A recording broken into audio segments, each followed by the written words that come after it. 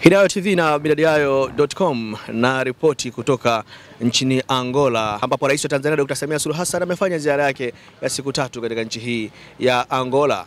Yako mengi ambayo yamefikiwa ama yako mengi ambayo rais ameyafanya akiwa Angola, ikiwemo kuhutubia bunge, lakini pia kufanya mazungumzo na mwenyeji wake rais wa Angola, na baadaye pia alizungumza na waandishi wa habari kuhusiana na yale ambayo wamefikia, lakini pia ameshuhudia utiaji saini wa makubaliano mbalimbali kati ya mataifa haya mawili. Tumezungumza na waziri wa mambo ya nje na ushirikiano wa Afrika ya Mashariki, Balozi Mohamed Thabiti Kombo, na kubwa kutaka kufahamu kwa ujumla ziara hii inakwenda kuinufaisha vipi Tanzania, lakini pia Angola kufuatia fursa ambazo zimefunguliwa. Mimi ni Bakari Chijumba. Kwanza kuibua tena mahusiano baina ya Tanzania na Angola, lakini mbali ya kuibua imeweza kuzingatia pia maeneo ya mashirikiano kwa karibu zaidi ambayo yalikuwa hapo awali hayakupewa mkazo. Wao ndugu zetu wa Angola wanaamini kwamba Tanzania ndio imewakomboa. Tanzania iliwapa makazi, Tanzania iliwapa malazi, Tanzania iliwapa hifadhi, na baadhi ya wabunge mlioona hapa nyuma yangu leo walizaliwa Tanzania, kwenye kambi ya Tanzania, akiwemo waziri wao wa nishati, mafuta na gesi alizaliwa katika kambi ya wakimbizi Tanzania na leo ni waziri. Kwa hiyo inaonekana jinsi gani ya zile nchi ambazo zilikuwa zikitoa hifadhi zimeweza kuzalisha pia viongozi wakubwa leo. Mwalimu Nyerere, Mheshimiwa Dr. Samia Suluhu Hassan alimnukuu Mwalimu Nyerere katika hotuba yake aliyotoa hapa bungeni kwamba tusipopata uhuru sote, basi ule uhuru wetu sisi wa Tanzania unakuwa haukukamilika.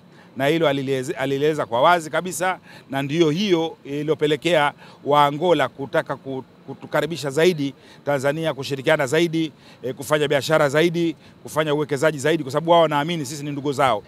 Kuna wakati ule bado uhuru haujapatikana kutoka Wareno, hata pasipoti walikuwa wakitumia za Tanzania ambazo zilikuwa zikiwasaidia kuingia na kutoka mpaka uhuru wao ulipokamilika. Mheshimiwa Rais katika hotuba zake 3 ametoa tofauti.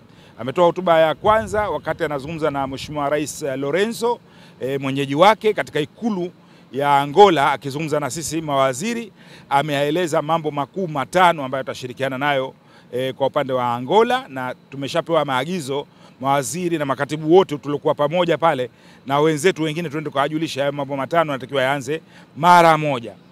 La pili, ametoa hotuba yake ya pili wakati wa chakula cha mchana mbele ya waandishi wa habari wote walioalikwa kabla ya chakula cha mchana, ambapo pia alirudia mambo hayo, na humu bungeni katika kupewa nafasi na heshima ya kipekee kama mwanamke wa kwanza kulihutubia bunge akiwa rais, akiwa kiongozi katika historia ya bunge hili la Angola ambalo mwaka huu linatimiza miaka 50 mnamo mwezi Novemba.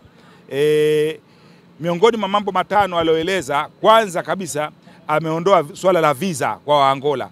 Wao walishatuondolea sisi wa Tanzania mapema kabisa kuingia kwao, lakini sisi bado tulikuwa tumewekea visa, wanalipa ile $50.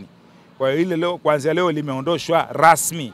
Waangola wanaweza kuja kutembelea, na sisi wa Tanzania ruhusa, mnakaribishwa kuja hapa Angola na fursa mmeziona.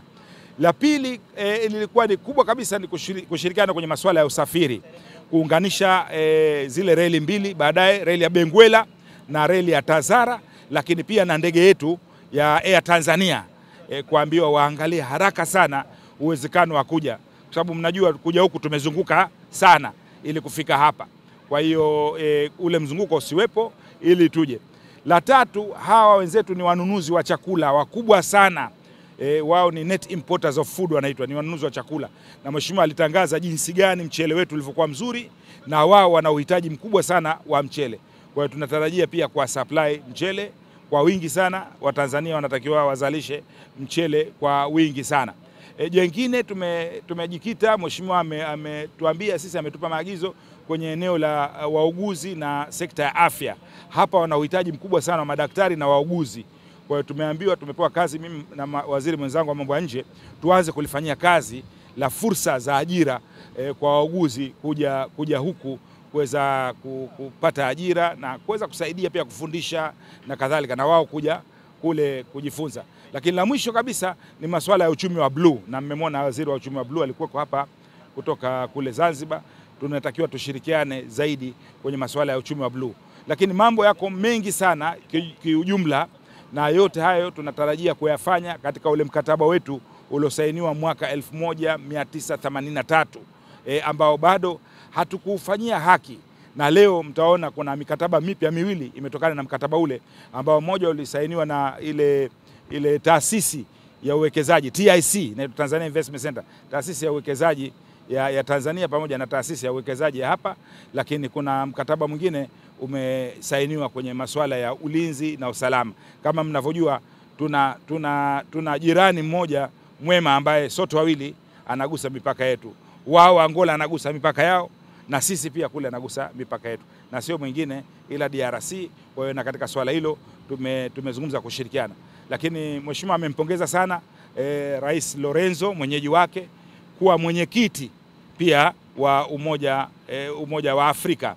Yeye ndio mwenyekiti, na amempongeza pia katika jitihada zake katika ile Luanda Peace Process inaitwa ya kuleta amani katika ukanda wa maziwa makuu.